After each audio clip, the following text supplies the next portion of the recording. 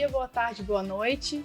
Hoje iniciaremos nosso primeiro episódio do podcast do Grupo de Estudo e Pesquisa em História da Medicina da Uniderp, o GPEncast, um raio-x do passado.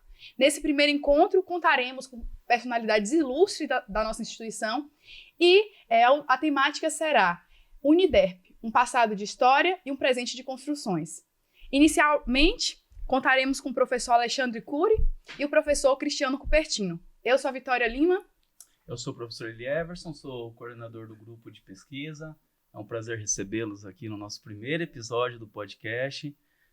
Agradeço a abertura que o professor Cristiano, a professora Daniele que está conosco aqui, nos permitiu fazer esse episódio. E convidei o professor Cury para participar do primeiro episódio, que gentilmente aceitou. Também quero estender nosso agradecimento nesse primeiro episódio a toda a equipe do curso de comunicação, que nos deu suporte, ao professor Daniel, do curso de comunicação, que ajudou com a nossa logo, que ficou bem do jeito que nós queríamos. E espero que possamos ter uns minutos bem agradáveis aqui para bater um papo com os senhores. Quem começa? Vamos nos apresentar um pouquinho. Falar um pouquinho de vocês. Eu vou deixar os mais velhos começarem, então o professor Cury, fica à vontade, professor Cury.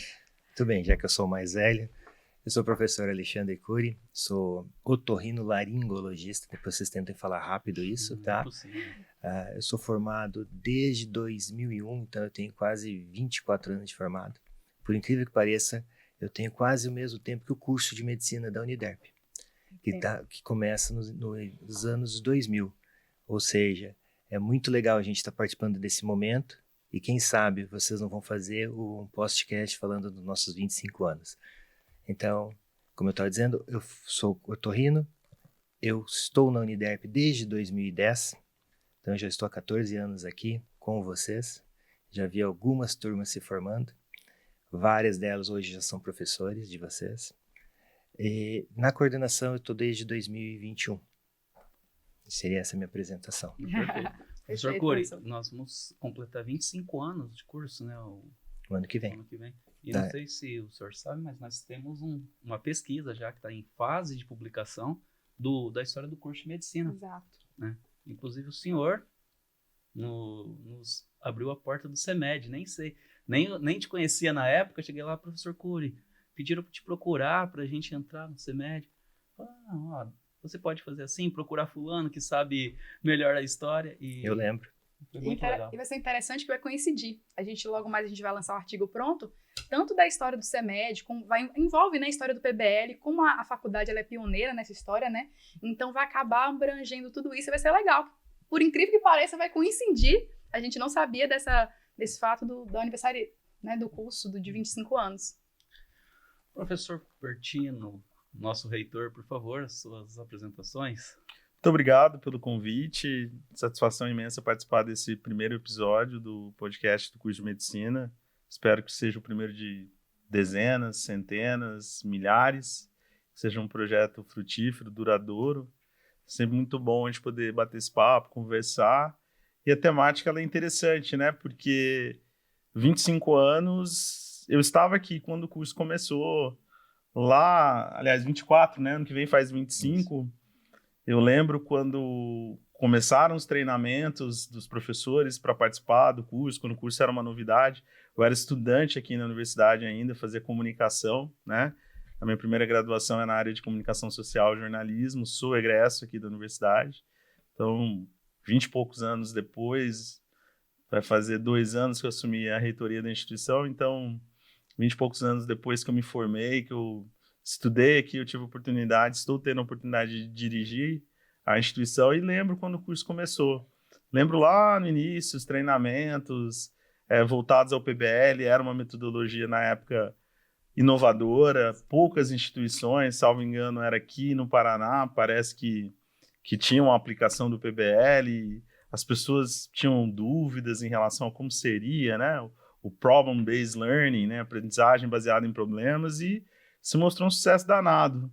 Tanto é que a Uniderp, ela é, né, na atualidade, mas já configurou nos rankings aí de ENAD como a principal, a melhor do país, aí, então formou muita gente boa nesse quarto de século, né, então É um curso que tem muita história, professores que, como o Curi colocou, saíram daqui, tiveram a oportunidade depois de fazer formações auxiliares, né, residência, retornar para o curso de origem. Então, assim, eu vejo com muito orgulho aquilo que foi construído, né, ao longo dos anos, com o auxílio de pessoas muito boas, muito competentes.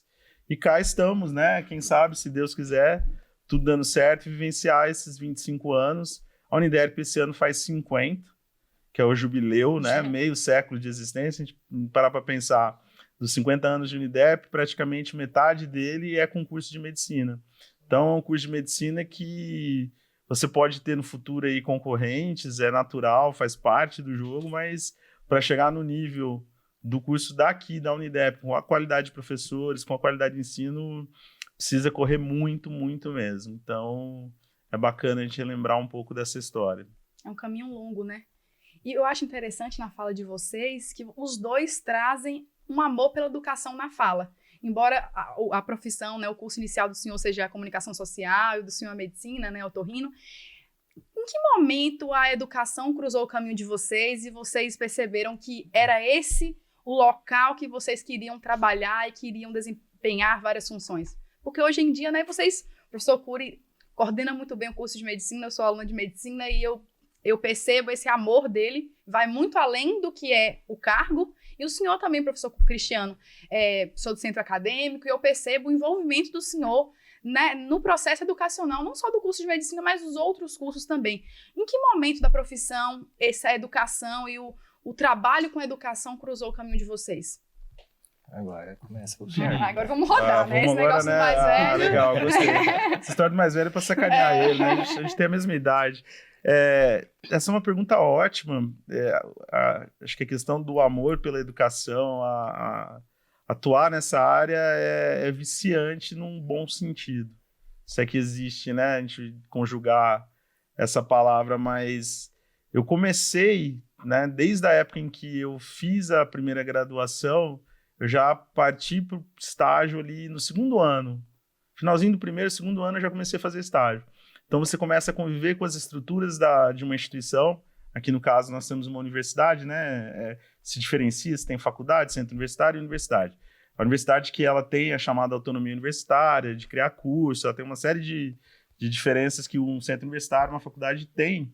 Então, ela é, digamos, o contexto educacional mais amplo no sentido da palavra. Então, quando você entra aqui, como eu entrei com 18, 19 anos, você passa a fazer estágio. No meu caso, eu fazia estágio no que se chamava de órgão suplementar. Na época, que era um órgão de apoio dentro da instituição, ligado à área da comunicação.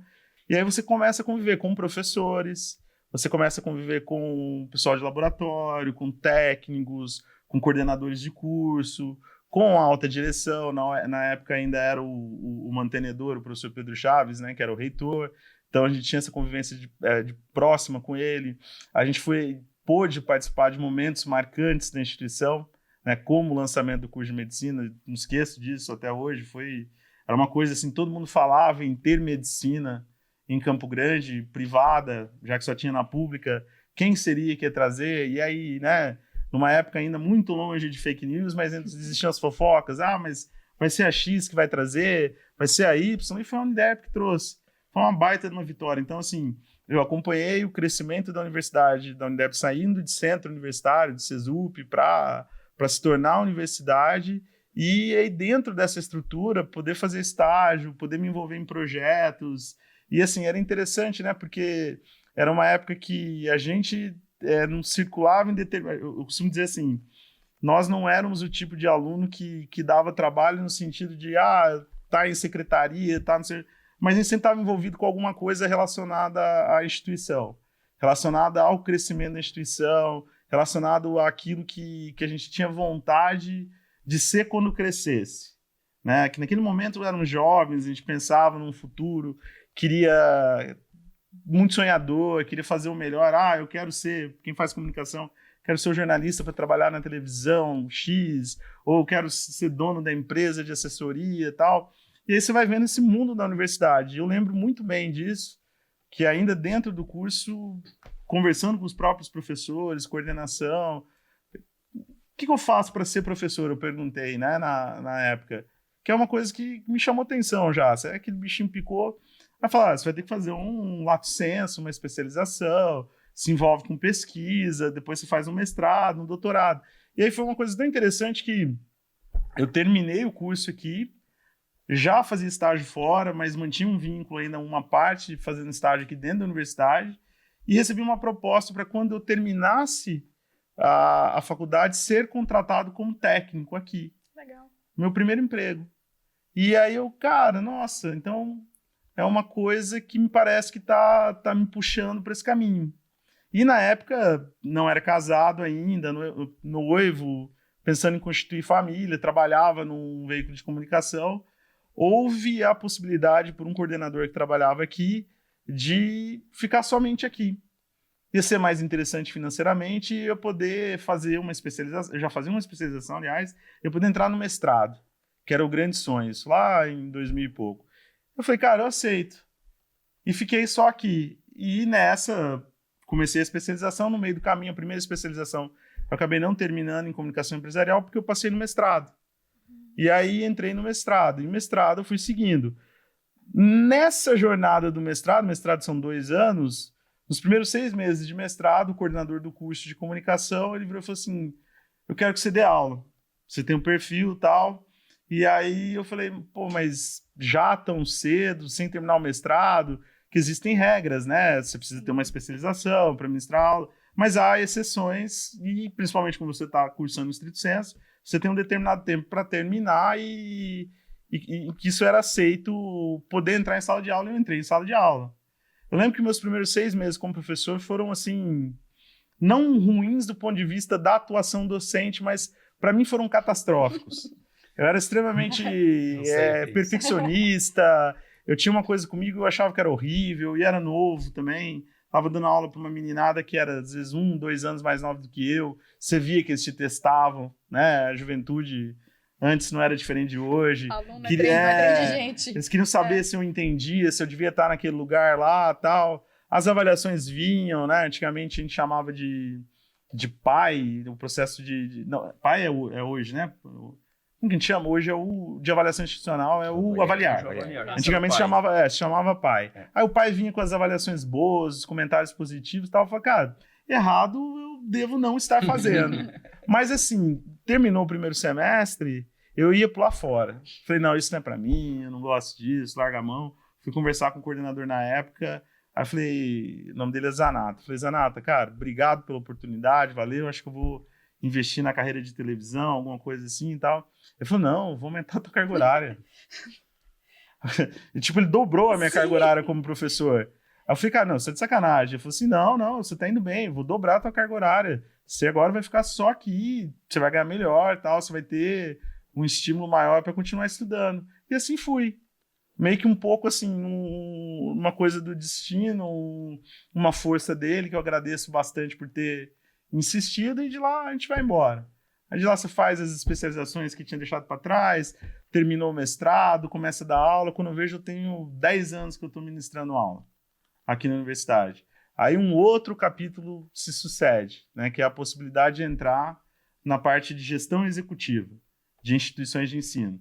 A gente, por pertencer a um grupo que tem mais de 100 unidades de ensino, né, que são faculdades, centros universitários, a gente tem a possibilidade de ir para um caminho da gestão executiva, que eles chamam ser executivo. E eu lembro que eu passei por um processo seletivo, fui escolhido entre dezenas de pessoas que participaram e fiquei 6 meses morando em São Paulo, quase que a gente brincava que era um Big Brother, numa imersão dentro da sede da companhia, conhecendo os setores da companhia, fazendo o que eles chamam de job rotation, indo para departamento, fazendo estágio em faculdade, em centro universitário, se preparando para ser um dirigente. Isso lá para o idos de 2011, 2012, por aí. Terminado esse processo, quando você é aprovado, uma especialização em gestão universitária, aí eles te dão a opção de você retornar, se você quisesse, porque o cargo nessa época eu já era coordenador de pós-graduação lato sensu aqui, né? Já tinha saído de professor, tinha dado aula há 10 anos, tinha sido coordenador de curso, aí era coordenador de pós-graduação lato sensu, ou escolher para virar dirigente numa instituição do grupo. e eu fui designado para Brasília. E aí, nessa, eu comecei. Foram 10 anos até fazer o caminho de volta para casa. Então, foi Brasília primeiro, depois de Brasília, eu voltei para Dourados, que era aqui perto, ainda brincaram comigo. Falaram, pô, mas você voltou rápido para casa? Eu falei, eu acho que ainda não. Mais ou menos. Isso com uns 3 anos. Eu falei, acho que ainda não. Ainda foram mais 7, porque de lá eu fui para o Mato Grosso, do Mato Grosso eu fui para o Nordeste, fiquei lá em João Pessoa, Campina Grande. Depois eu fui para Maceió. Foi uma experiência ruim, né? Não, acho super chato. Mas Maceió, então, nem falo nada para vocês. Triste, né? Maceió e conhecendo o norte do país, que eu fui para Ji-Paraná, passei um semestre lá. E aí que sim, eu voltei para Campo Grande, voltei para a Uniderp com convite para assumir a reitoria. Então, assim, não foi um caminho fácil, né? Foi uma trilha bem árdua, mas assim, a recompensa era aquilo que, vamos dizer, não que eu tenha planejado, mas que eu tenha almejado, sonhado e trabalhado para isso. Então, eu tenho um extremo orgulho hoje e, assim, carrego com muita responsabilidade. Não é um fardo, mas é uma baita responsabilidade saber que a gente tem aí milhares e milhares de alunos que dependem da qualidade do ensino, das decisões que a gente toma, um corpo docente que precisa ser um corpo docente adequado para continuar formando bons profissionais e poder tomar as decisões em consonância com uma companhia. Afinal das contas, a gente pertence também a uma companhia, né? A gente não é um órgão isolado, é uma instituição que está dentro de um grupo educacional. Então, em determinados momentos, a gente segue aquilo que é preconizado, a gente tem a liberdade também para fazer aquilo que a gente pode fazer, mas isso tudo é apaixonante e é envolvente. À medida que você vai se embrenhando nesse meio, que você vai evoluindo, que você vai crescendo, você não pensa em fazer outra coisa. E eu acho que o poder da educação ele é extremamente transformador. A gente, quando vê vocês aqui começando um curso de medicina, igual a gente teve esses dias a cerimônia do jaleco, o pessoal lá, tudo parece que com medo, né? O Cury coloca aquela foto da turma, ó, daqui a pouco vocês apresentam alguém que está finalizando o curso. Você pensar essa jornada toda, né? Que vocês percorreram, você tá nessa reta final. São 6 anos, né? Avaliando tudo que você já passou. Você está no começo. Aí você pensa o que virá depois, né? Quando você atuar como médico. Então, assim, para nós, a área da educação é assim, né? O Cury talvez ele tenha uma vantagem ou uma desvantagem, porque ele atua em 2 áreas. Ele atua na medicina, que é um sacerdócio, né? Vocês sabem disso, e ele atua como professor. Então, ele tem a dupla responsabilidade, né? Além de médico, de zelar por vidas, fazer o juramento, né? Ele ainda precisa ter a certeza de que vocês serão bons médicos. Eu tenho que ter essa certeza também, mas o Cury é médico, né? Eu, digamos assim, que eu não sou médico, mas o Cury é médico. O Cury, ele tem que saber o que vocês estão fazendo e como vocês estão saindo. Não é isso, professor? Mais ou menos por aí. O senhor falando me lembrou de algumas coisas. Eu entro na faculdade em 1996, né? E lá já se falava do curso de medicina da Uniderp. E aí, isso é uma maturação que aconteceu, tá? E quando aluno, o que vocês fazem? Monitoria. Já é uma docência. Se vocês pensarem, vocês começam a ensinar para alguém. Mesmo tendo pouco conhecimento, vocês estão ensinando. Então, esse é um pouco do nosso caminho, do meu caminho. Então, eu fui lá, era monitor de hepatologia, fui monitor de semiologia. E a gente vai crescendo. Termina a faculdade, o que a gente acaba fazendo? Residência. Então, você tem o R1, o R2, o R3, o R1, que é o residente do primeiro ano, só aprende. O R2 é o professor do R1. Então, mais um pouquinho do nosso caminho de docência. E junto, uma das frases que o professor Cupertino pontuou sempre tive professores que iam me guiando, iam me dando exemplos, que é o que a gente acaba tendo. Então, na minha faculdade, eu tinha um professor Geraldo, tenho o professor Geraldo, que era um cara sensacional. Então, ele era um paizão. Então, ele me dava tudo no sentido de, vamos trabalhar aqui, vamos fazer tal coisa. Ele me trouxe para dentro, quando eu terminei a residência, ele me trouxe para dentro do grupo, que era de otorrino. Então, a primeira coisa que eu fiz foi ser preceptor da residência. Nossa. Isso lá em 2000 e pouquinho. Aqui em Campo Grande Não, já? tudo no Rio Grande do Sul. Que eu me formei em Canoas, na UBRA, naquela época. Dali, eu volto para Campo Grande. Já que nós estamos fazendo um raio-x, vamos pensando, lembrando. Volto em 2010. Volto para cá E eu estava só no meu consultório, eu não me sentia realizado, porque faltava alguma coisinha. E aí tinha um curso de PBL. Curso de PBL. O que é isso aqui? Não sei, vou fazer também para poder entrar nessa universidade. Eu também já tinha me inscrito numa universidade, na Universidade Federal, naquela ocasião. E fiz o curso com a professora Tânia, era o professor Toninho que dava aula, vários professores davam aula. Tá. Fui bem, fiz a prova, passei, tudo, mas não fui chamado naquela oportunidade. Puxa, fiquei chateado e tudo. Mas, uma coisa que eu acredito muito, que as coisas são escritas pra gente, né? Tudo é seu momento. E eu estava voltando de uma viagem quando eu recebo a ligação do professor André Domingos. Cury, o professor X, que era otorrino, vai sair, pediu para vocês ligar. Você quer assumir a otorrino? Claro, não, na hora. Opa! Coração! É o que eu queria. Pô, aí eu comecei a ser professor no curso, como no ambulatório de otorrino, lá no CEMED. Dentre nossos vários ambulatórios, provavelmente vocês já estão estudando sobre isso, como você me falou. Naquela ocasião, eu comecei lá e comecei na tutoria. Eu era tutor do 5º semestre e do 6º semestre. Então, falava sobre via dor, adorava quando era dor abdominal, porque eu tinha bastante conhecimento, mais prévio, e assim a gente foi crescendo. E a docência é muito nisso, é sentir, ver vocês crescerem. Então, e aí quando eu fui tendo mais contato com vocês, eu sabia o quanto vocês saíam bem.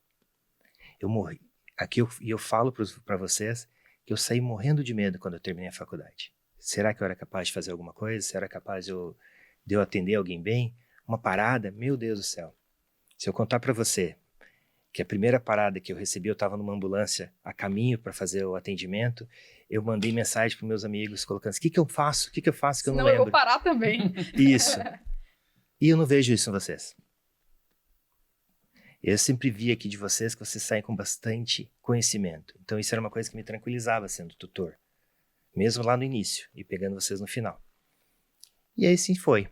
Assim a gente foi crescendo, aí eu fui aumentando minha carga horária, eu fui ganhando carga horária, porque o professor, você tem um professor do teu lado aqui, que está correndo atrás, é isso que a gente acaba se espelhando. E assim foi aconteceu comigo. Nisso, eu acabei assumindo a direção do CEMED.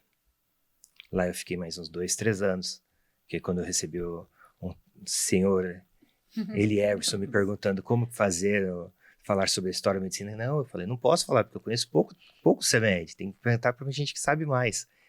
E até acabar fazendo essa transição para virar o coordenador.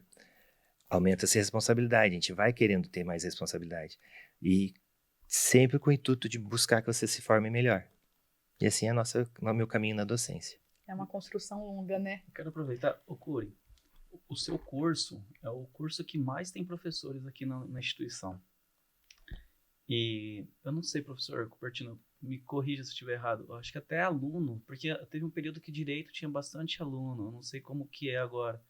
Deve ter um quantitativo semelhante, direito ainda continua, acho que sendo o maior curso em número de alunos totais, sim. Mas de professores de medicina, disparadamente o curso com o maior número de professores, né? Principalmente se você considerar os preceptores. Sim. Sair de longe. Como que é a gestão dessa quantidade de pessoas? Porque, assim, não tem só médico na sua equipe, né? É uma equipe multidisciplinar. Como que é essa gestão?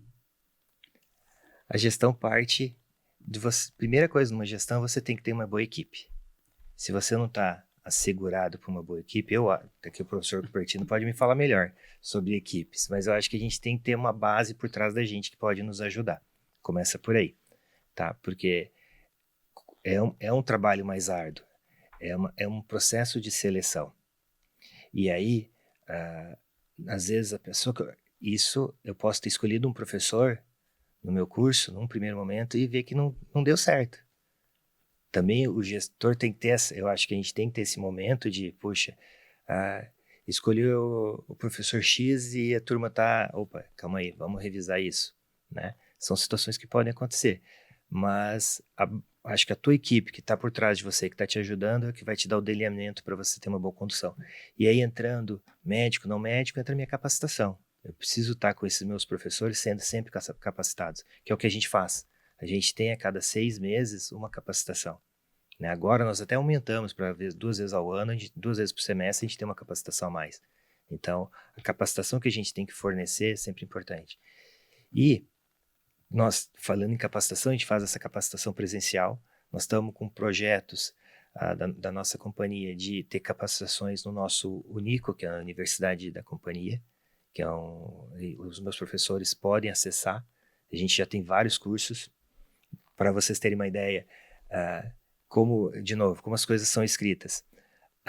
Nós recebemos há uns 10 dias atrás, o professor Cupertino mandou, pessoal, nós temos que fazer esse curso aqui, todos os gestores, todos os coordenadores, que era sobre capacitismo.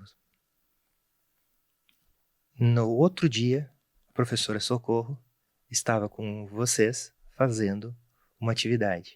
Roda de conversa. Uma roda de conversa. Entende? Então é assim que as coisas vão sendo escritas assim. É interessante essa questão, né? Porque eu acho que o caminho, da construção da educação e quando você entra numa empresa, numa companhia, é gerir pessoas, né? Essa dificuldade, às vezes, em lidar com os desejos dos alunos, que às vezes são desejos reais, mas alguns também reais. Lidar também com professores, né? A medicina, esse ponto de ter muitos professores é um ponto complicado, é um ponto difícil, que demanda muito, né? Demanda muita energia nisso. E é uma área também que ela vai pegando muitos vieses, né? Porque hoje em dia a gente está tendo a transição do curso, né, para uma outra metodologia também, está entrando um novo perfil de professores, eu acredito, né? Que eu acho que as novas turmas estão retornando. E assim, eu acho que o maior ponto é o que vocês perceberam de diferença quando vocês entraram, o senhor como reitor e o senhor como coordenador, e o momento de hoje. Né? A gente passou por uma pandemia também, né, professor Cury, eu acho principalmente desde a coordenação, e essa dificuldade de lidar com essa gestão de pessoas de início híbrido, né, presencial, online, uma mudança total, e conseguir conciliar tudo isso. Essa é uma pergunta boa, principalmente se a gente for olhar do ponto de vista de gestão e de gestão de pessoas. O ser humano, nenhum é único, nenhum é igual, pode ser que sejam parecidos em alguns aspectos, compartilhem gostos, tenham semelhanças físicas até, genéticas, no caso de gêmeos, né? Nem gêmeos, né? O univitelino que fala, né? Uhum. Que carregam aí a maior parte do código genético, são idênticos.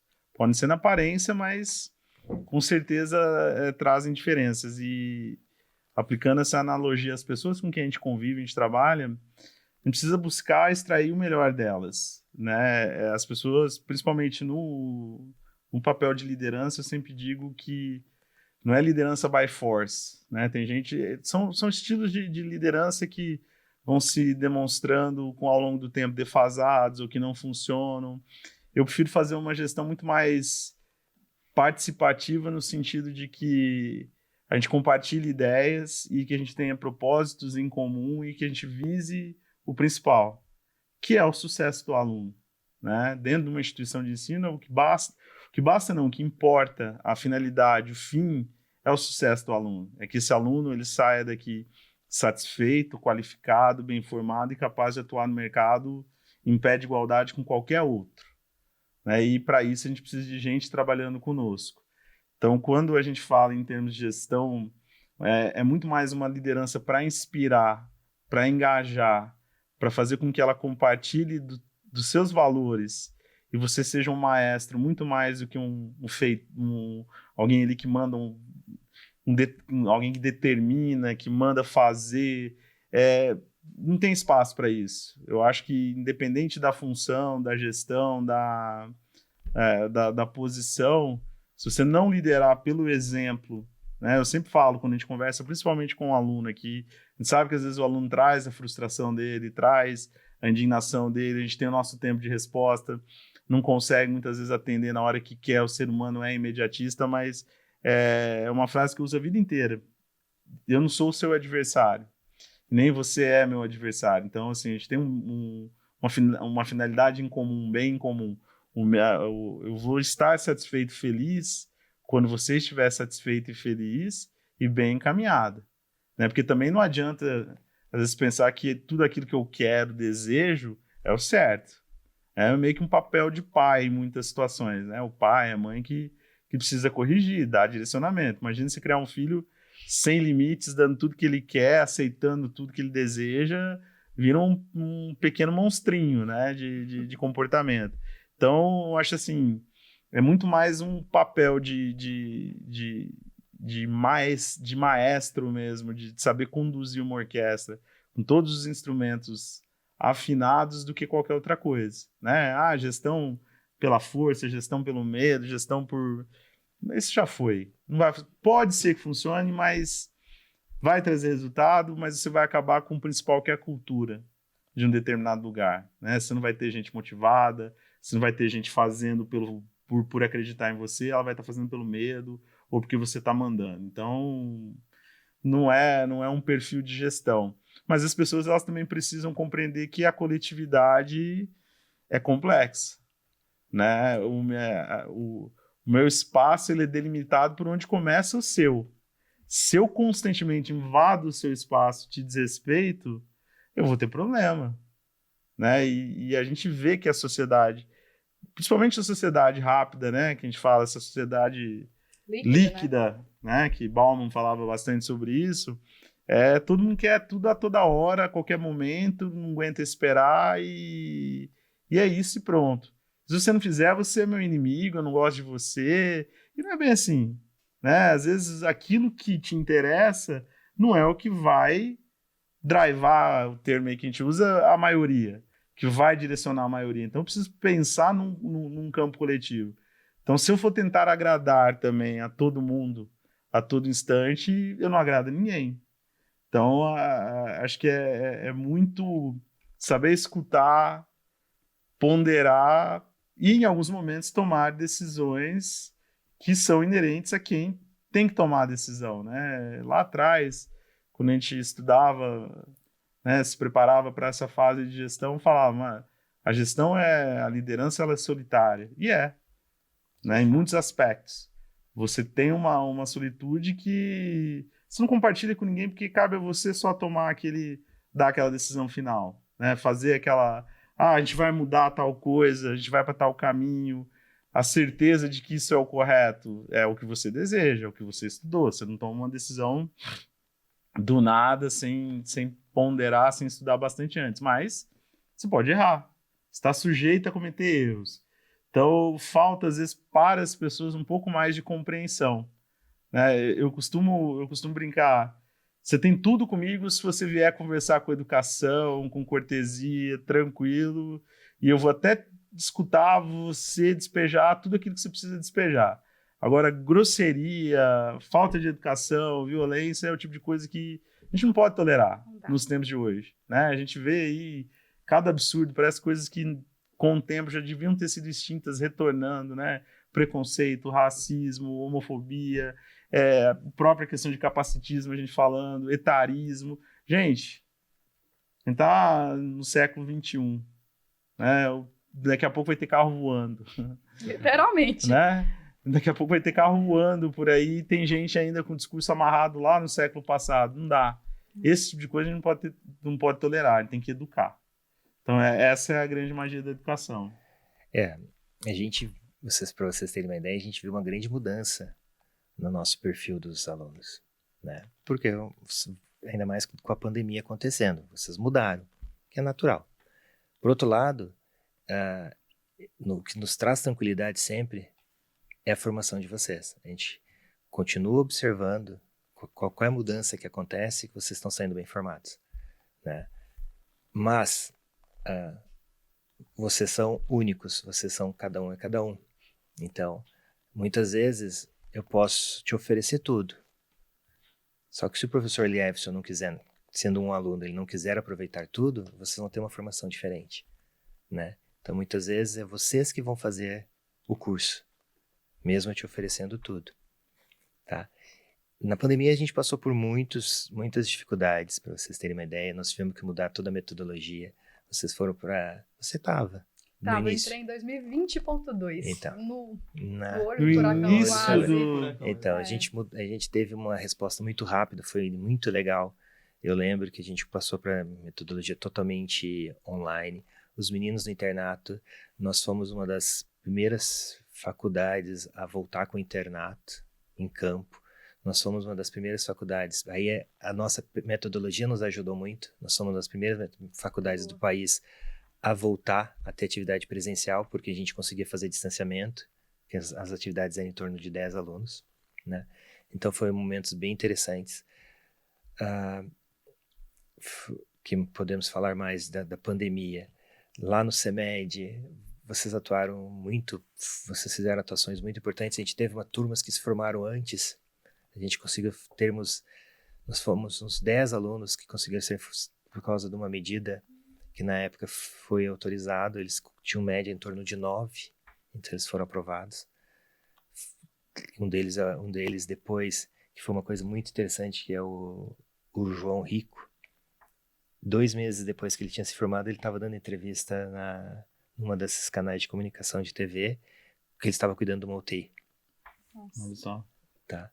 Então, 2 meses de formado. Então, por isso que eu vejo que mesmo mudando o perfil do aluno, vocês continuam tendo uma formação.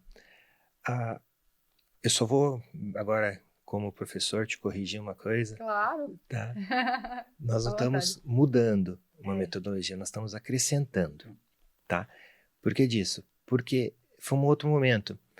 Nós introduzimos a metodologia ativa lá em 2000, enquanto as DCMs, que são as diretrizes curriculares da medicina, preconizaram em 2013. 2010 começaram a se discutir metodologia ativa. E nós lá em 2000. Né? Então a gente sempre esteve bem adentro das diretrizes curriculares.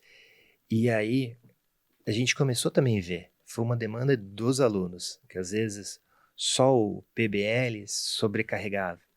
Então, quando a gente adota algumas outras metodologias ativas que nós já estávamos usando, nós usávamos no internato. O PBL, que é Team-Based Learning, que você não está trabalhando em equipes, um pouco mais diferente do PBL, né, que seria mais o problema, nós usávamos no internato. Lá no CEMED, a gente tinha uma sessão clínica que a gente só trabalhava com isso. Então, a gente foi observando essas necessidades. Então, não mudamos, acrescentamos.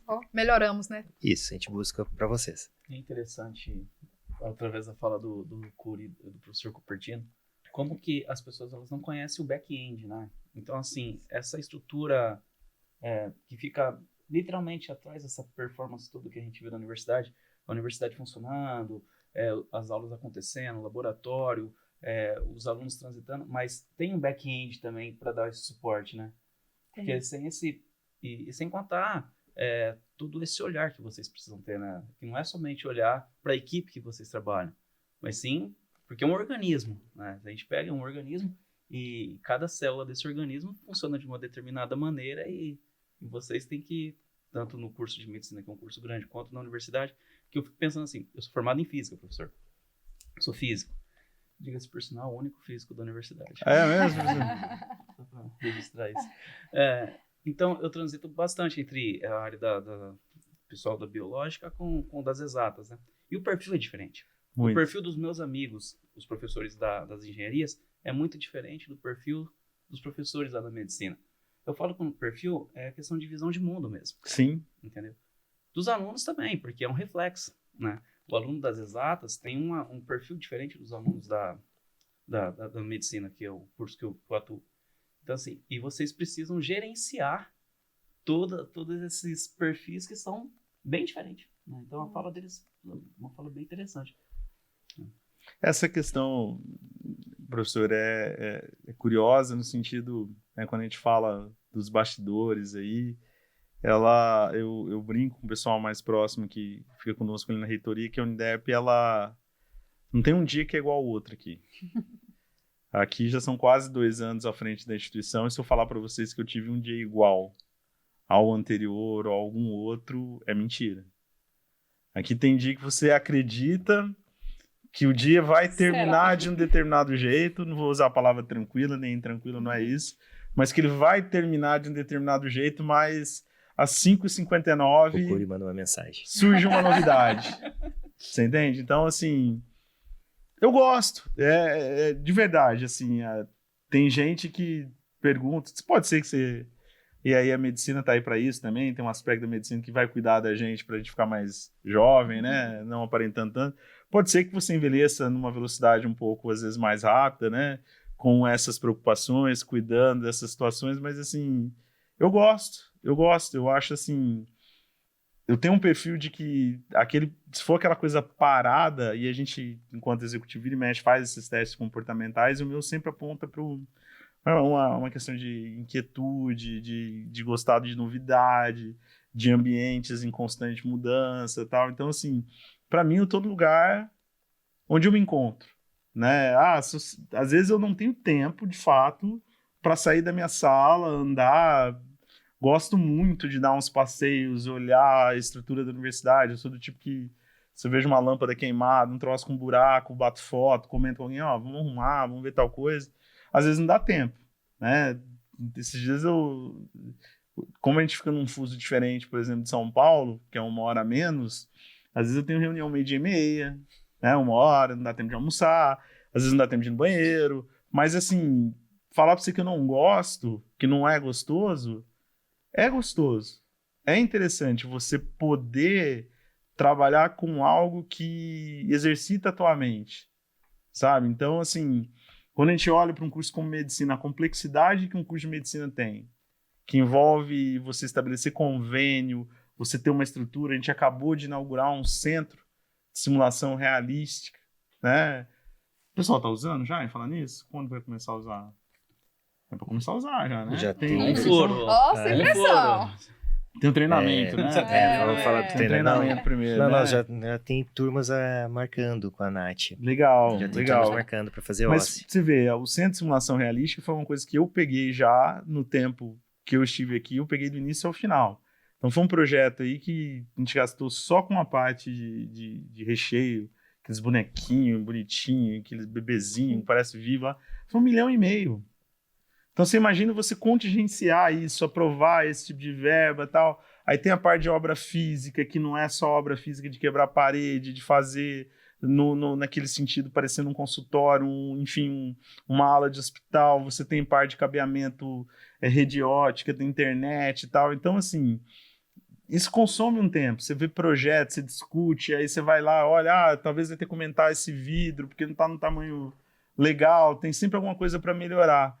E é o que vai tomando seu tempo. E aí quando você vai ver, você começou a semana na segunda, hoje é sexta já. E nem sempre você fez tudo que você se programou para fazer. Nesse meio tempo você tem que conversar com o aluno, tem que chamar aluno, vem pai e mãe para conversar, né? Eu tenho um estilo, eu gosto de trabalhar com porta aberta, eu quando posso, eu atendo, não escondo absolutamente de ninguém, né? Então, mas às vezes é o tempo que não sobra. Nem estando, às vezes, aqui 3 períodos, você consegue às vezes dá conta da rotina. Sair, por exemplo, da reitoria e vir aqui pra gente bater esse papo, pra mim, nossa, super agradável, adoro. Semana passada que veio o Selmo aqui. Retrasado. Retrasado, tudo isso já. Que veio a professora Socorro, a doutora Socorro, né? Trouxe ele lá do... Ângela. Socorro é do São Julião.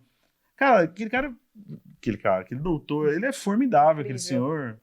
Nossa, eu falei pro Curi, puta, se eu pudesse ficar aqui a manhã inteira ouvindo o que ele tá falando, ele é à frente do tempo dele.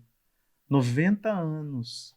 Falando de coisa que tem uma meninada aí que não faz nem ideia do que ele tá falando e que ainda vai acontecer. Você imagina esse senhor praticando medicina 20, 30 anos atrás. O pessoal devia achar que ele era doido. Eu já tive um professor aqui na comunicação que era desse jeito. Ele falava do homem 2.0, já estamos no 5.0. Mas na época ele já falava. Então, assim, são assuntos que a gente se interte de um tanto. Ontem eu acompanhei um ciclo da enfermagem. Estava até comentando com o Curi. Né, tem a coordenadora, ela atua no curso de medicina. Fiz uma provocação para ela num próximo envolver vocês. Mas teve uma mesa redonda falando sobre o socorro, a urgência na emergência, lá, que eles chamam na enfermagem. Você ouvindo aquele relato daqueles profissionais, para eu entrar num carro, num acidente, dentro de uma rodovia, você tem um espaço mínimo para acessar a via aérea, você fica maravilhado com aquele conhecimento. Você entende? Assim, você fica cativado, aí você começa a falar, tem reunião daqui a 5 minutos, preciso sair. ficar só mais um pouquinho. E assim vai, né? Esse é o ambiente que a universidade proporciona para nós. A gente mora aqui, às vezes, por necessidade, mas por gosto também. E acaba sendo uma vida política, né? Uma microcidade. Sim. Né? Praticamente é quase igual os gregos falavam, a polis. Sim. Né? Lidar com tudo isso, gerir tudo isso. E você tem a oposição, você tem os do contra, exato. Você tem quem não gosta. Jesus não agradou, né? Quem seremos nós para agradar, né? Então, mas assim, mas é da rotina. Você entende? Eu acho assim, a partir do momento que você não personaliza, né? Eu sei da minha função, eu sei separar o que é o dirigente da pessoa cristiana. Então, assim, o que acontece aqui eu considero tudo que está relacionado ao dirigente. Então, o dirigente você pode fazer crítica, você pode questionar, você pode falar, mas assim, discuta primeiro. Né? Não vai, às vezes, pela cabeça do coleguinha lá que ouviu falar, né? Que não conhece. Vai lá perguntar, vai lá tirar sua dúvida, vai discutir. Né? Tem o Cury no caminho também, tem a professora Dani. Às vezes a gente fica chateado com a pessoa, tipo, ela já deduz as coisas. Que o cara não fez nada. Não é assim. Né? Vai lá perguntar. O que tem por trás antes disso? Né, do trabalho. Né? Colocar um ar-condicionado novo. Essa universidade, isso aqui. Cara, pra você colocar um ar-condicionado, você tem que acionar o pessoal de medicina do trabalho para homologar, prestador de serviço. Não é qualquer um que pode subir numa altura a partir de X metros. Isso tudo eu sou responsável.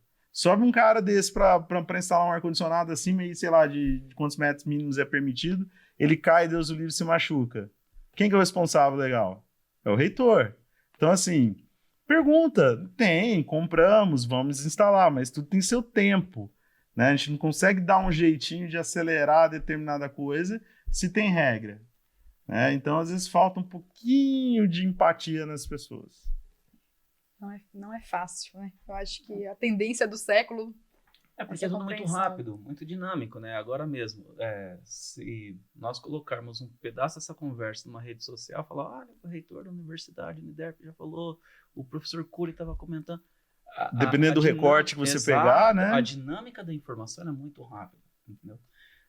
Eu quero fazer uma pergunta para vocês, Luiz, assim, porque o professor Cristiano comentando, eu pensei no Foucault sobre o assujeitamento, né? Nós estamos, por exemplo, nesse exato momento, o professor Cristiano é o reitor da universidade, conversando conosco, apesar de ser um bate-papo, mas não deixa de ser o reitor da universidade agora. O professor Cury, o coordenador do curso. Quando vocês saírem daqui, vocês são pais, esposos, amigos, torcedores de um clube de futebol, alguma coisa assim. Então, nós assumimos o papel de vários sujeitos ao longo do dia, né? E, professor Cristiano, fez o curso de comunicação, gestão, pesquisador. Como que é lidar? Essa pergunta tem um fundamento porque eu sou professor colaborador aqui no mestrado em ensino de ciência e matemática. Então a primeira coisa que eu falo para os alunos é o seguinte, vocês vão começar uma carreira de pesquisador. A experiência de vocês em sala de aula é muito importante, mas aqui não é o momento da gente trazer experiência em sala de aula. É o momento de formar um pesquisador. E há uma dificuldade para ter essa quebra de assujeitamento naquele momento. Para o senhor, como que é lidar com esses vários sujeitos, o pesquisador, o administrador, o professor, em um único lugar, assim? É a gestão de tempo.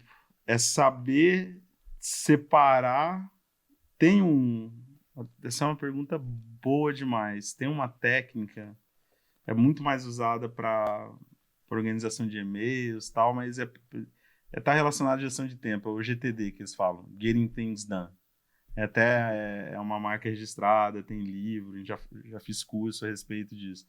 Mas acho que a partir do momento que você começa a organizar o seu tempo de modo que vai caber, mas não vai caber necessariamente por conta do tempo que você acha que tem, mas porque tem que caber, fica um pouco mais fácil. Mas você também não deixa no meio do caminho de sacrificar muita coisa. E aí é o aspecto em que você bem coloca. Você tem questão de família, amigos. Eu perdi as contas de, às vezes, quantos aniversários, quantos momentos da única filha que eu tenho, que fez 18 anos recentemente, eu tive que abrir mão pensando em termos justamente desses planos. de terminar um mestrado, uma especialização, entrar numa graduação, fazer pesquisa de doutorado.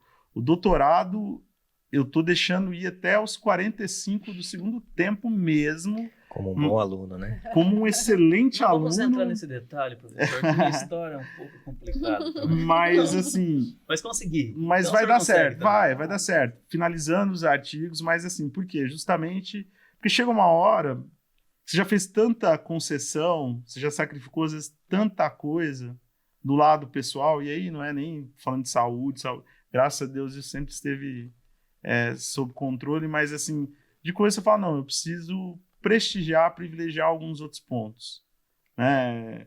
Vê-la tirar a primeira habilitação dela, sair para ensinar a dar as primeiras noções de carro, aí você para e pensa que a pesquisa é uma coisa importante, mas ela está ali organizada, às vezes naquilo 1h30 que você acorda mais cedo, que você perdeu o sono, ou 1h30 que você vai além do tempo que ela já está deitada, que a casa está mais quieta, você se dedica nesse momento a essas coisas. Mas não é fácil, né? Isso vem à custa de você abrir mão, talvez, de coisas que depois, quando você olha para trás, fala, pô, né, perdi momentos importantes, mas também foram escolhas. Escolhas que nos trouxeram até aqui. Arrependido, não. Mas, assim, talvez saudoso de momentos deixados para trás que você tenta compensar. Né? Mas e assim, duro, professor, é legal elaborar nessa resposta, porque, assim, não vai terminar com o doutorado só. O doutorado acaba agora em agosto. Aí tem tem os outros 2 cursos para terminar. Quando terminar os outros 2 cursos, eu vou fazer direito. Outra faculdade.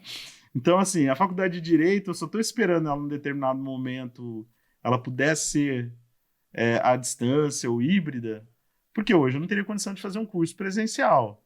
Não porque eu teria algum problema de entrar numa sala. Ia ser divertido. Imagina o reitor dentro de uma sala de aula lá com a meninada. Mas, assim, a convivência seria ótima. A questão é muito mais de tempo, mas... E aí ele lida também com a questão do sujeitamento, né? Sim. As pessoas conseguem entender que naquele momento o você é o aluno, não é o estudante, exatamente. Mas, assim, eu acho que no final do dia... Talvez também seja da minha geração, nasci em 78, não sou bem um milenial, que é a partir dos 80, mas digamos que eu tô quase lá, mas eu já sou da era da informação, então informação para mim é uma coisa que eu consumo com facilidade, eu relaxo com informação. Tem gente que acha isso é o maior absurdo do mundo. Você desliga a tela, você faz uma preparação, não faço, não tenho higiene de sono, nada, eu gosto de... Ou eu vou assistir um seriado antes de dormir, ou eu vou pegar um livro para ler, ou vou escutar uma música. Eu gosto de informação. É o que me relaxa. Então, talvez isso também seja um facilitador em fazer várias coisas. Né? E o COI, além de todos esses assujeitamentos, ainda é médico. Isso, e pai. E pai. Assim, essa é a profissão mais difícil. E como que é lidar, Curi, com... toda essa questão dos personagens que você assume ao longo do dia? É bem difícil, mas tem as gratificações. Por exemplo, deixa eu dar uma vez eu fui ao consultório do Curi para me consultar, né? E aí eu falei, e agora?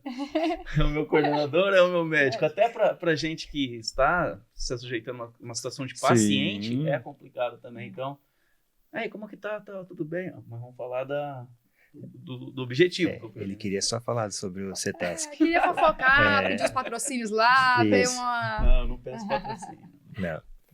É bem interessante, sabe? O professor Cupertino estava pontuando que às vezes a gente perde, e aí eu me lembrei de um fato aqui, né? Foi 2013. Nós fizemos um vestibular aqui. E naquela oportunidade a gente era vestibular presencial, nós fazíamos eu era o responsável pela otoscopia, que é ver o ouvido, fazer um exame. E a gente fazia em todos os alunos que estavam prestando o vestibular. Só que como as minhas filhas tinham nascido, eu estava naquela minha semana de licença paternidade, né? Sendo que a prova começou às 8, 10 horas me ligaram. Olhei assim, professor André, não vou atender, né? Sábado, acho que foi vestibular, domingo, não me lembro agora. Não vou atender. Aí ligou de novo, Quando liga 2 vezes, Alguma coisa tem. Aí ele, Cury, você consegue dar uma vinda aqui na universidade que nós estamos achando alguma coisa estranha no ouvido de uma pessoa. Aí, tá bom. Lá fui eu, as crianças estavam com 1 semana, graças a Deus estavam dormindo, eu tenho gêmeas, né? As 2 estavam dormindo, que não são iguais, personalidade totalmente diferente, mesmo sendo gêmeas, tá? E aí a gente achou um ponto eletrônico. Nossa. Naquele dia nós achamos mais 10 pontos eletrônicos, né? Então, desde então a gente fazia essa otoscopia. Então, no momento que eu estava de pai, a gente veio para a universidade. No fim do ano agora, nós tivemos um outro episódio. Nós estávamos fechando um convênio com um dos nossos parceiros e se atrasou mais. Agora eu vou dedurar, não é que dedurar, mas eu vou pôr aqui que o professor Cupertino perdeu a formatura da filha dele. Perdi. Né? Do 2º grau. Então são situações que a gente vai lidando, vai aprendendo. Como médico, muitas vezes eu passei Natal, Ano Novo dentro do hospital. Então acho que talvez por a gente por ser médico, talvez facilite um pouco essa duplicidade de perdas, né? Mas não são fáceis. Eu vejo nossos alunos, quando se formam, uma ânsia muito grande de fazer plantão. E aí as redes sociais deduram que é porque vocês fizeram trocas de veículos, troca de não sei o que, a bolsa da Gucci, ou não sei lá. Mas não é o momento, é um momento de aprendizado. Então não se matem para fazer uma coisa dessa. E aí, quando vocês entram muitas vezes nesse ciclo de querer mais e querer mais, aí vem os plantões e coisas assim, vocês perdem o foco do ensino, que aí vocês perdem o foco de fazer uma prova de residência bem feita depois, porque não vale a pena. Ou acontece ao contrário, vocês passam numa prova de residência, só que vocês têm um custo lá que vocês criaram, e aí vocês vão fazer um monte de plantão na residência. E a formação vai lá para baixo. Então são momentos. A gente tem que ir aprendendo. É extremamente difícil ser, às vezes, coordenador, aí dá aquele desligada e vai lá no consultório atender. Mas é uma coisa que a gente gosta, então a gente vai aprendendo. Agora eu estou aprendendo mais, acho que depois do 3º ano de coordenador. No meu primeiro ano, confesso, no meu primeiro ano de como coordenador, eu não desligava o celular. Aí no 2º ano de coordenador, deu dezembro, quando entrou de férias, agora eu posso desligar meu celular, entende? Então a gente vai aprendendo, é um aprendizado contínuo. É um peso, né? Eu imagino que os dois, quando chegam em casa e tentam colocar a cabeça no travesseiro, não seja fácil desligar as preocupações, imaginando que aqui fora pode ter várias coisas envolvendo o curso, envolvendo algum aluno, algum professor. Como é que vocês administram essa vida fora? O professor Cupertino trouxe um pouco, o senhor também, professor Cury, sobre esse desligamento. Quais são as fontes de escape de vocês? É a literatura, é o esporte? Professor Cury, eu sei que é atleta, né? Eu jogo... Começou o atletismo aí. Eu faço minhas atividades às 6 horas da manhã, que é o horário que eu tenho. Que eu consigo ficar mais disposto do resto do dia, né? Porque agora eu faço às 5 também, que eu faço com a minha esposa. Então eu faço das 5 às 6, aí às 6 ela volta para casa, que aí ela tem que arrumar as crianças para sair. Então indiretamente eu perco o ato de ajudar as crianças, mas eu tô tendo que fazer uma atividade que é importante. Para 7h30 a gente está na universidade, eu tô no consultório, numa cirurgia, né?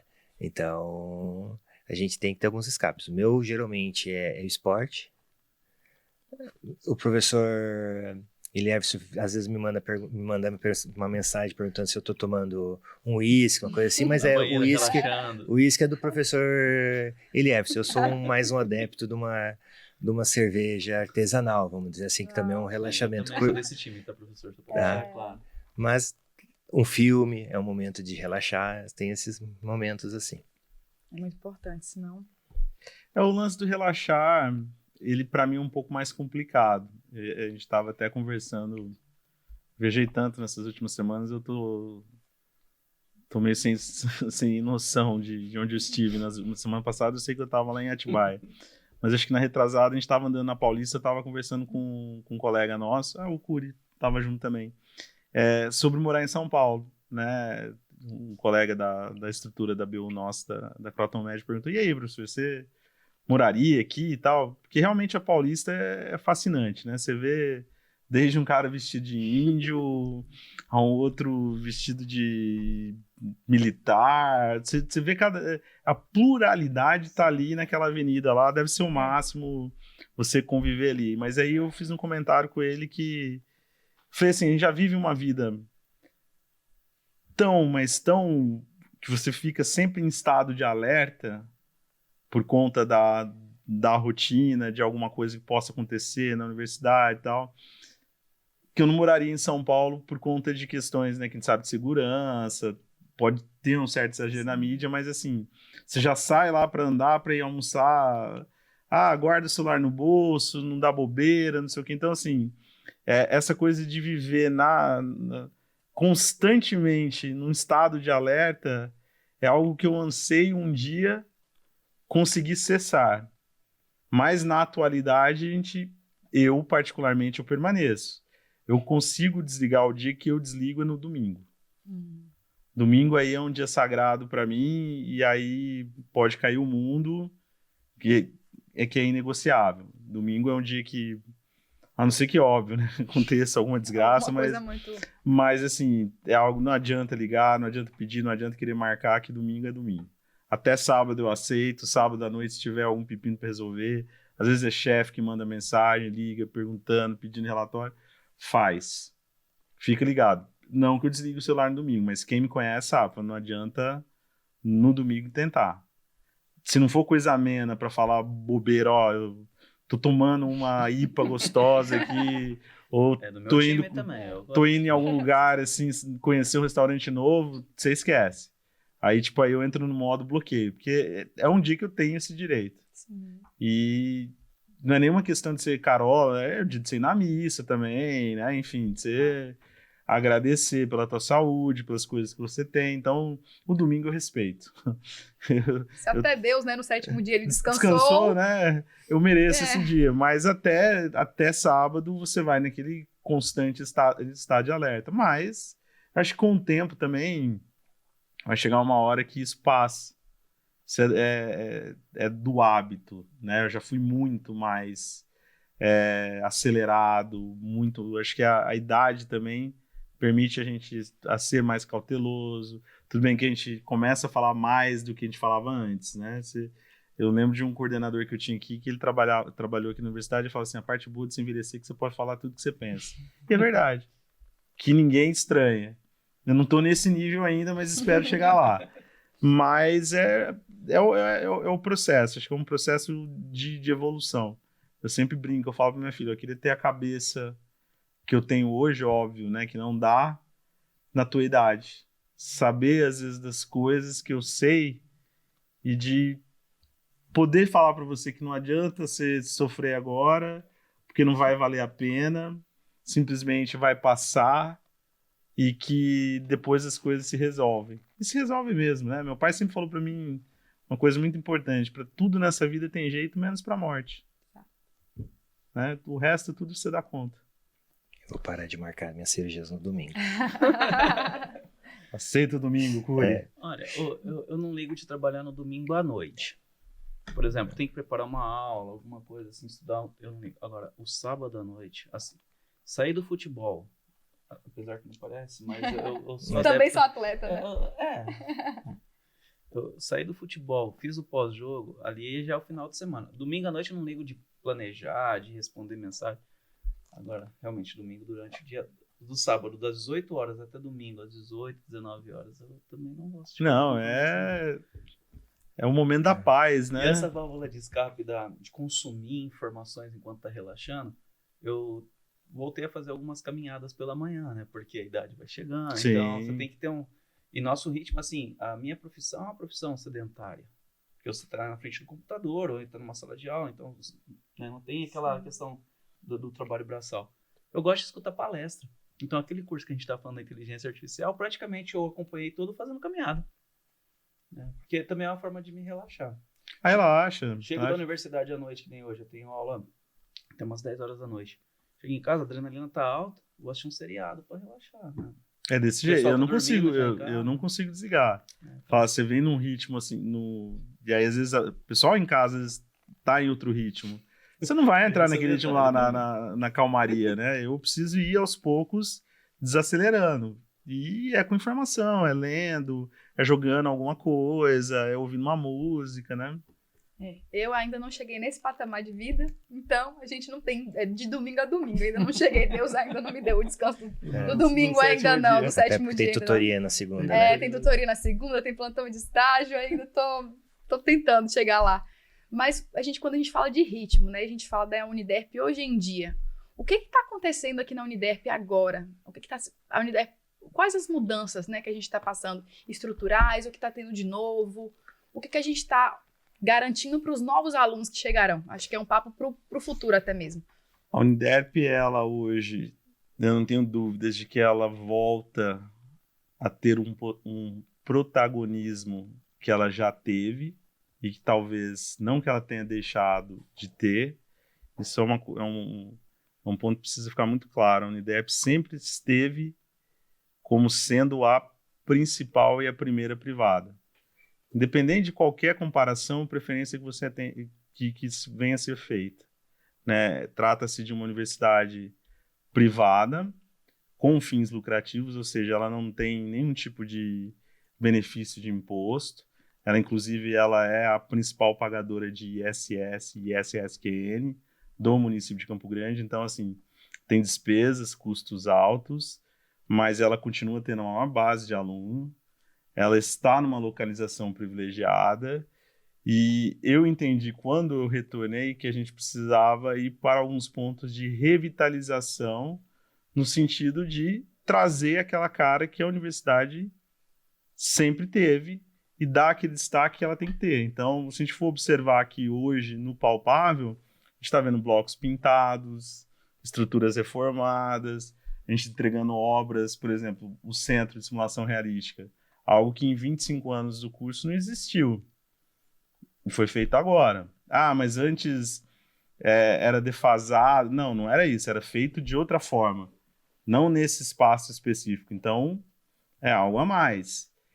A gente começa a pensar em espaços específicos, né, que a gente começa a desenhar. E aí são demandas que a gente vai analisando.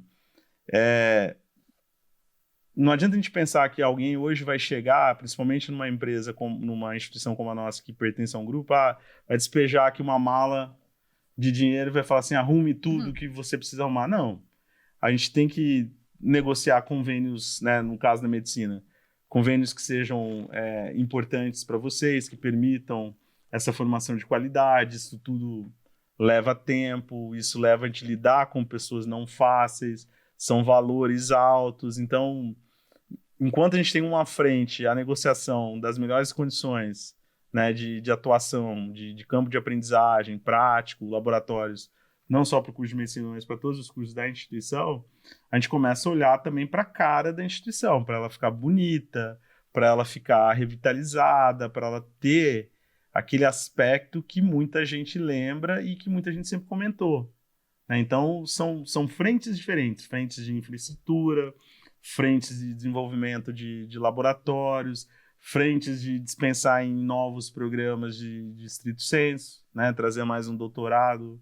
É um planejamento da professora Denise Pedrinho, aí, tem um mestrado em agronegócio, trazer um doutorado em agronegócio, fazer com que vocês, alunos de medicina que anseiam estar inseridos na pesquisa, participem mais da pesquisa. Então, aí é discutir com órgãos externos, como Fundect, falar com o governo do estado, a SEMADESC, ver questão de bolsa, né? A gente conseguiu, vou dar um exemplo. A Fundect, ela tem as bolsas de pesquisa, de iniciação científica, por exemplo. A Uniderp é que menos recebia bolsa de todos esses grupos aí. A gente passa agora, a gente dobrou o número de bolsas que a gente recebia. É o número ideal? Ainda não. Então, assim, são frentes que a gente acaba atuando, mas são frentes amplas, né? Não dá para fazer tudo num dia. Hoje, o assunto do momento a gente está pensando na questão da segurança. Então, tem esse projeto aí de reativação e instalação das catracas, que a gente vai precisar muito da ajuda de vocês, porque vai chegar um momento que a gente vai ter que cadastrar todo mundo, e aí vai depender do modelo que a gente for utilizar. Hoje teve uma reunião fazendo estudo se vai ser catraca com com biometria facial ou com digital. E aí a gente vai entrar numa outra luta que é fazer com que todos os alunos se cadastrem, né? Porque hoje o pessoal pede o retorno das catracas, mas eu já vivi numa época que existia catraca e ninguém amava a catraca, né? Eu até estava brincando, falando, gente, chegou no momento em que o mundo pede catraca, e tá certo. Então a gente está muito preocupado com essa questão. A gente está num estudo também em relação às câmeras, né, de circuito interno. A gente tem pontos que a gente está estudando para instalação de novas câmeras, tipos de câmeras, monitoramento à distância, 24 horas por dia, aumentar efetivo de ronda. Então, eu diria que são frentes de infraestrutura, frentes relacionadas ao bem-estar do aluno e frentes de desenvolvimento dos cursos. E criação de cursos novos também.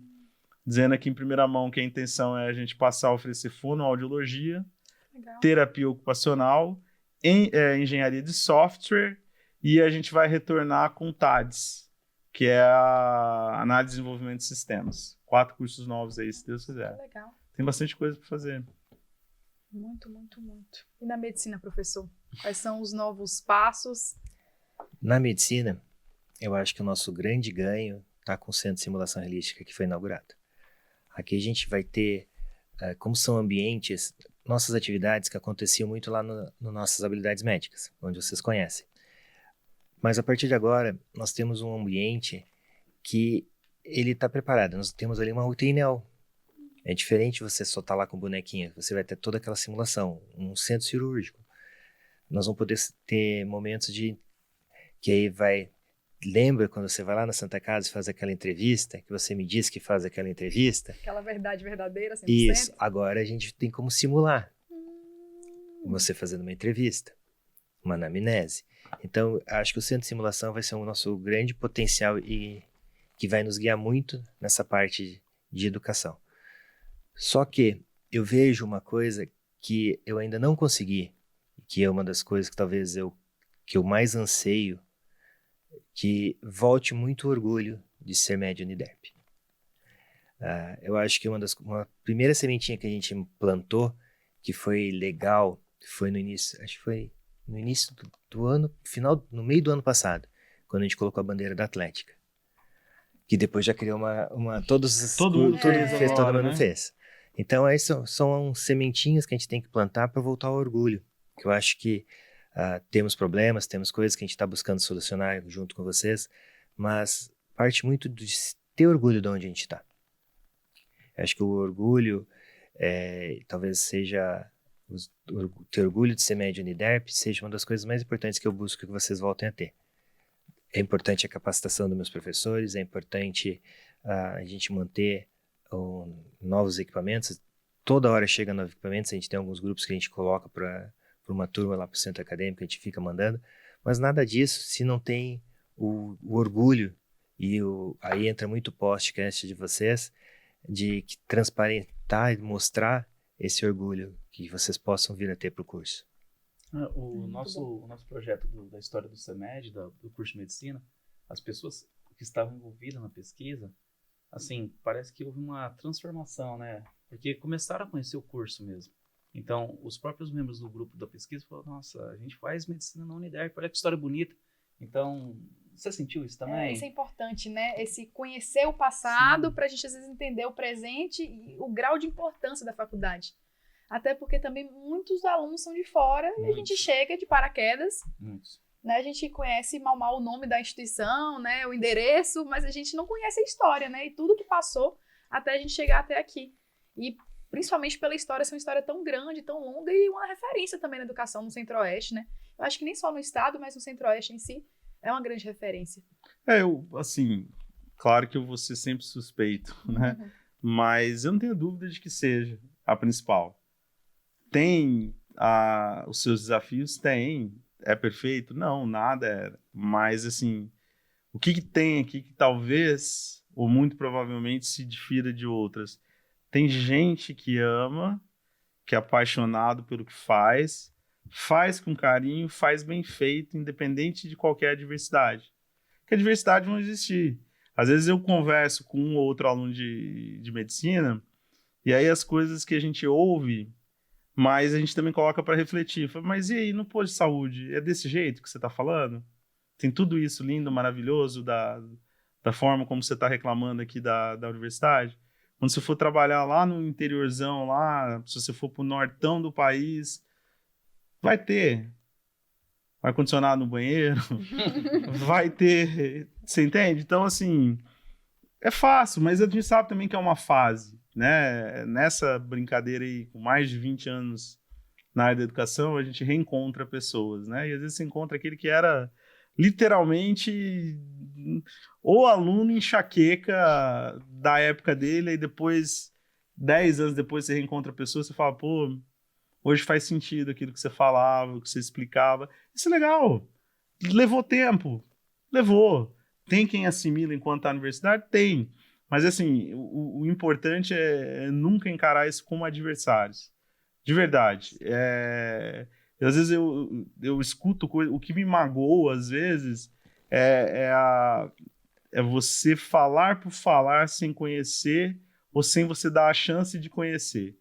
Ou pior ainda, você estar em determinado lugar e você não tentar olhar o lado bom daquilo lá e só reclamar. E aí, às vezes, eu me questiono. Eu falo, pô, mas por que ficar num canto que você não está satisfeito, numa situação? Você já procurou tentar conversar para resolver? Porque reclamar é fácil. Reclamar, todo mundo reclama, mas botar a mão na massa, dar ideia para resolver. Eu garanto que boas ideias a gente sempre vai acatar e vai tentar transformar em algo palpável. Isso é muito simples. Mas aí, às vezes, é mais fácil reclamar também, né? É mais fácil queixar, porque o Cury não faz isso, o Cury é malvadão, não quis deixar eu faltar a prova hoje.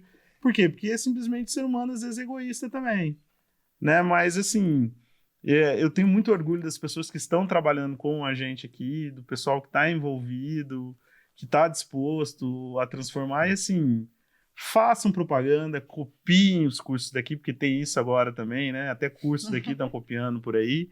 Copiem, né? E tem gente que tem vantagem, tem instituição confessional aqui em Campo Grande que não paga absolutamente nada de imposto, assim, é fácil. Sabe que um dos grandes problemas do Brasil é a carga tributária. Se eu não pago imposto, eu faço bastante coisa também. Tem instituição privada aqui em Campo Grande também, que é sem fins lucrativos. Não vou entrar no mérito da mágica, nem como ou porquê é assim, mas é informação pública. Sim. Está no EMEC, nós não somos. Nós somos uma instituição privada com fins lucrativos. Então, a gente presta esclarecimento a físico, a gente declara, a gente paga impostos altíssimos, isso tudo tem um custo. Né? A gente conversa muito com vocês, um campo de estágio com um município é um valor exorbitante, com um hospital onde vocês vão lá trabalhar, né, atuar basicamente como médicos, lá a gente está pagando para isso. Então, às vezes falta essa não é nem o entendimento, porque entendimento as pessoas têm. Falta a vontade de querer compreender, né? Mas assim, ossos do ofício. Faz parte. Né? Faz parte e não me deixa nem um pouco preocupado. A gente aceita, acata e resolve aquilo que tá na nossa mão. Qualquer coisa é culpa do Cury. É fácil. A gente fala que é culpa do Cury, né? Ô, Vitória, eu combinei com o professor Cury, com o professor Cristiano, não lembro se eu mandei no e-mail isso, mas que nós íamos falar em torno de 1 hora, e o papo tá tão bom que eu perdi a noção do tempo. Eu nem sei que horas são. Eu perdi a noção do tempo. Vamos pro nosso bate-bola? Vamos, eu ia falar pro senhor, pra gente mas começar. Mas antes do bate-bola, eu acho que eles fizeram a tarefinha de casa. Fizeram. Inclusive, eu pedi pra nossa equipe pegar... A minha tá aqui. Eu deixei a minha escondida. Do professor, isso. O Cury trouxe vários coisas. Óbvio, né? Tinha que trazer bastante coisa. Trouxe um sobota aí, uma placa. Não. Aí você vai deixar aqui do meu mais lado? grosso, né? Sei que Essa parte do bate-papo, os nossos convidados foram orientados a trazer objetos que representam, que os representam, né?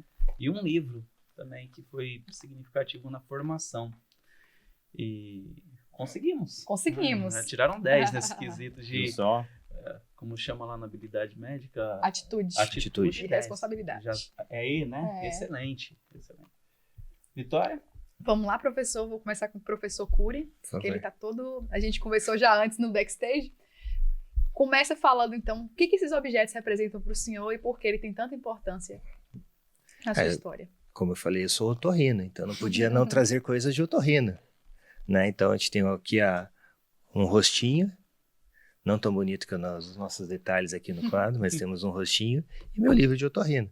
Hoje ele é pequenininho, mas na época que eu estudei ele era 5 volumes. Né? Agora já reduziu, porque tem fotinha, digital, coisas digitais. Dá pra acessar online, os pedaços, né? Então fica bonitinho. Então eu não poderia não deixar na minha profissão trazer minhas coisas. E a segunda coisa que eu trouxe foi a primeira plaquinha que eu recebi aqui na Uniderp, como professor. Foi lá em 2013, foi da 9ª turma. Então, eu acho que aqui tá dando um pouco de reflexo, mas aqui tem uma frase que me deixa sempre pensando. A você que quando deveria ser simplesmente um professor, foi nosso mestre. Quando deveria ser simplesmente mestre, foi nosso amigo. Em sua amizade, nos comprometeu e nos incentivou a seguir nossos caminhos. A você que repartiu conosco os seus conhecimentos, colocando em nossas mãos ferramentas com as quais abriremos nossos horizontes. Nossa sincera gratidão. Então, foi uma das frases, foi um momento assim, que eu estava no meu 3º ano aqui na faculdade, que me motivou muito, né? Ao ponto que eu tive uma carreira gloriosa de receber plaquinhas que eu fui recebendo até quase 2020. Quando eu veio a coordenação, eu parei de receber. Estranho, né? Eu não sei por quê. Por quê, né? Até meu auge foi em 2019, que eu fui nome de turma. Mas é assim mesmo. Mas a gente agora recebe por estar na mesa. Tudo. Sim, né? Mas pelo menos agora é meio que obrigado de dar uma, né? Então, mas agora eu fiquei feliz, assim, Tô também. participando da festa também, né? E eu tenho uma inveja disso, porque assim, nas engenharias eu trabalho com as disciplinas básicas. Então, chega o aluno nos anos iniciais para fazer física. Então, eu falo para os engenheiros, na hora que eles chegam para vocês, já chegam alunos universitários. A gente recebe alunos que estão naquela transição do ensino médio para o ensino fundamental, do ensino superior. Nunca recebi uma plaquinha na engenharia, nenhuma plaquinha. Na medicina então eles falam, né? Aí piorou. Mas agora vai ganhar, professor, certeza. É porque... É uma propaganda, É porque falta muita IPA, também tem... tem isso. Também. Professor Cristiano, sorteio. Bora lá. Gente.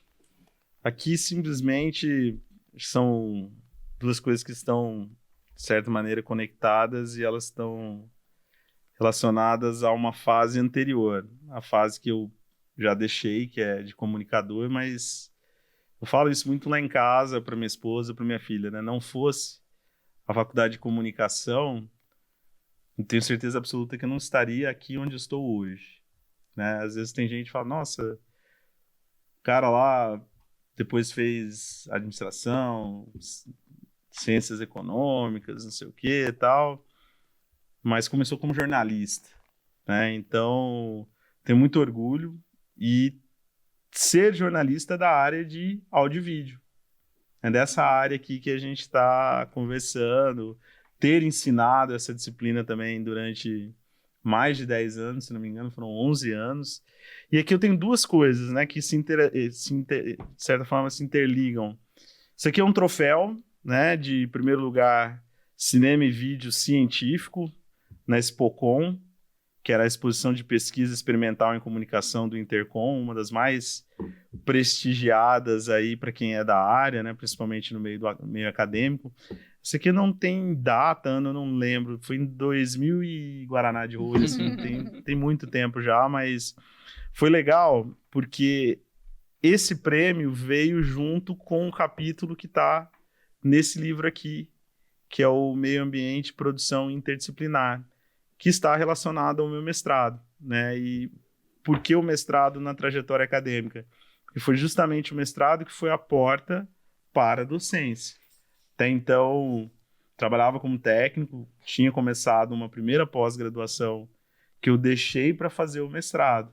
Então, o mestrado, que aqui tem um capítulo que é o resumo da minha dissertação, que deu origem ao vídeo sobre o taquari, né? O taquari aqui na região de Coxim, Corumbá, ele passa por um processo de assoreamento, né? Que você vai carreando da parte alta a areia, toda aquela, por falta de cobertura vegetal, vai descendo, vai tornando o leito do rio na parte mais baixa raso, vai espraiando a água, vai tomando conta de propriedades. Teve gente que perdeu fazendas, inteiras debaixo d'água por conta da questão do processo erosivo no Taquari, dessa parte alta lá em Coxim, dos sedimentos que vão descendo até a região de Corumbá. E a minha pesquisa foi baseada nisso, foi baseada em relação a como repercutia na mídia, como os profissionais da comunicação tratavam o assunto, que era um assunto gravíssimo. Na época, isso foi em 2003, 2004 que eu fiz o mestrado, eram bilhões de reais para você dragar o rio, para fazer com que ele retornasse minimamente a um estado, e não se falava nada na comunicação, o profissional da comunicação não sabia transformar o conhecimento, a pesquisa em informação para o leigo. E aí eu publiquei, estudei sobre isso, foi meu mestrado, e eu, como gostava de áudio e vídeo, essa parte de televisão, eu acabei fazendo um vídeo documentário, coisa que normalmente não tem para o mestrado, foi uma coisa inédita, gravei um vídeo com o apoio da TV Pantanal, o pessoal aqui, e esse vídeo foi premiado dentro do Spocon. Então são duas coisas que eu guardo com muito carinho, embora tenham passado, né? Às vezes as pessoas me perguntam, e aula, sala de aula e tal. Foi, né? No futuro, talvez, né? Deus pertence, mas já tem um certo tempo, né? Acho que da última turma foi em 2012. De pós-graduação, inclusive. De lá para cá já são 12 anos, mas professor uma vez, sempre professor, né? E graças a isso aqui, graças a essa pesquisa e graças ao vídeo que foi produzido e premiado. Esse vídeo, na época, ele repercutiu bem, participou daquela mostra internacional de Corumbá também, bonito. Foi bem bacana. Quando eu vi o pedido do professor, eu falei, pô, que legal. Tem duas coisas bacanas para levar e mostrar. É bonito isso, né? E essa história dos dois, porque volta sempre aquela frase que eu gosto do pedagogo Paulo Freire: se a educação sozinha não transforma a sociedade, sem ela, tampouco a sociedade muda, né? Então, seja relatando, seja contando a história de uma comunidade, mostrando um problema social, seja mudando vida e melhorando vidas, né? Através da medicina, mas todas elas caminham para o mesmo destino, que é melhorar a vida das pessoas e transformar as pessoas através do conhecimento, né? Isso é muito bonito. Realizar sonhos, né? Realizar sonhos, com certeza. Meu pai falava bastante sobre isso. Acho que a única coisa também... De tudo nessa vida podem tirar da gente, menos conhecimento. Se você pensar, você pode perder dinheiro, você pode perder bens, você pode perder cargo, você pode perder status, mas conhecimento ninguém tira. Isso é uma coisa que você carrega pro resto da vida. E se a gente for pensar num país como o nosso, a mobilidade social muitas vezes, ou na maioria das vezes, se dá por meio do quê? Da educação. E que esse conhecimento possa construir pontes, né? E não muros. Exatamente. Nossa última parte, o bate-bola. O bate-bola, vamos pro finalzinho. Bora. Primeiramente, eu queria perguntar para vocês uma inspiração que vocês carregam, que vocês tentam seguir os passos dela. Seja uma pessoa, seja uma personalidade. Então, eu acho que eu teria que citar meu pai. Como médico, como especialista e como ser humano, vamos dizer assim. Eu perdi faz um ano e cada vez que um paciente vai lá no consultório, ele me conta alguma coisa do meu pai, que algum momento foi paciente dele. Então, acho que eu consigo levar essa trajetória. Sem dúvidas também o pai, acho que eu citei ele aqui pelo menos umas 2 vezes em relação a ensinamentos, a coisas que a gente conversava, né? Então, é muito difícil. A gente tem inspirações profissionais, pessoas que a gente admira, com quem a gente cruza pelo nosso caminho aqui. O Márcio, que está trabalhando aqui com a gente, foi uma grande inspiração na época da faculdade, enquanto profissional que tinha paciência, ensinava a gente, acompanhou, né? O Márcio já tá ficando velhinho aqui também. Mas é o pai, né? O pai enquanto referência, enquanto ser humano, mas com certeza pessoas ótimas, né? Com quem a gente conviveu aqui. O Márcio foi um grande profissional, a gente teve o professor Heron, que foi um coordenador de curso, um dos primeiros de comunicação, me orientou no mestrado. Uma série de pessoas, né? A professora Leocádia, que recentemente a gente homenageou com o nome do Centro de Simulação Realística, que foi reitor aqui. Talvez quase todos os ex-reitores que passaram antes de mim também. Não vou dizer todos, mas quase todos. A gente tem admiração, o professor Guilherme Marbach, que trabalhou aqui, a professora Leocádia, a professora Ana Maria, o professor Pedro Chaves, que foi o criador, o visionário, que concebeu essa instituição, né? Uma mente brilhante. Então, reverenciar as pessoas que vieram antes de mim. Com certeza. E acaba também indo para aquele ponto, né? A questão da paternidade da família como construção social. Se a gente chegou até aqui é porque a gente apoiou no ombro de gigantes, né? Exatamente. Então, esse papel de transformação também que a família tem, de construção a longo prazo é muito bonita, né? O nosso pai, a nossa mãe, a esposa, os filhos, né? No caso de vocês. Então, é transformador e é edificante, né? A gente vê isso, às vezes, exemplo, e a gente construir também outras histórias, né? A partir desse aprendizado. É isso? É isso. Acho que vocês que mandam. podemos agradecer enormemente a presença de vocês para brilhantar o nosso primeiro bloco de entrevistas, né? No segundo bloco nós contaremos com outros ex-coordenadores do curso de medicina, também para participar e a gente contar um pouquinho da questão do passado, né? Da medicina, da história, e a gente agradece de coração a presença e o momento que foi muito bom. A gente daqui, né, professor? E eu acho que as pessoas de casa, com certeza, vão começar a observar o curso de medicina e ver vocês também através de outros olhares, os olhares de pessoas, né? A pessoa Cristiana, a pessoa Alexandre, e também o quão bom e o quão importante é o papel de vocês aqui entre a gente.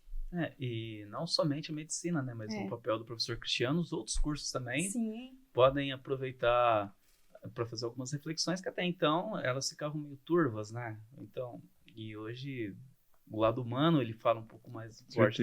Tem um lado profissional, mas a gente também tem um lado humano. Bom, quero agradecê-los, né? Desde o primeiro convite, foram bem generosos em aceitar e aquela hora passou muito rápido e espero que vocês tenham gostado desse nosso primeiro episódio, da nossa proposta. Vitória, muito obrigado por me acompanhar nessa jornada. Também. Todas as meninas, professora Socorro, que acabou de chegar, professora Daniele, muito obrigado por ter feito essa ponte para a gente ter conseguido. Márcio, muito obrigado, nos veremos muitas vezes por aqui. E assim a gente encerra o nosso primeiro episódio do nosso podcast GPEncast Raio-X da História. Obrigado. Obrigado. Obrigado.